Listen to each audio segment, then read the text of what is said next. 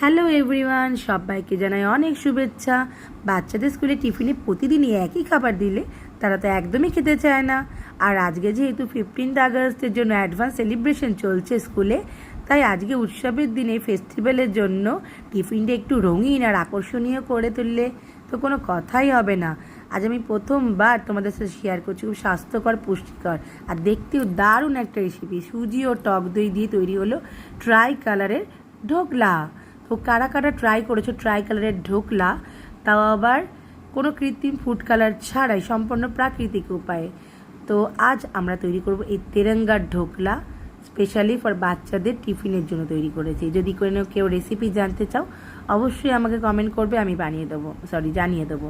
তো পাশে ছিল ফ্রুটস, যেখানে ছিল কিউকাম্বার আর ছিল অ্যাপেলটাকে ওই যে খোসাটা ছাড়িয়ে নিয়েছি, আর ক্যারট। তো টিফিনটা কতটা সুন্দর হয়েছে, কতটা আমার এফোর্টটা কাজ সুন্দর হয়েছে, কেমন হয়েছে তোমরা অবশ্যই কিন্তু কমেন্ট করে জানাতে ভুলবে না। টাটা।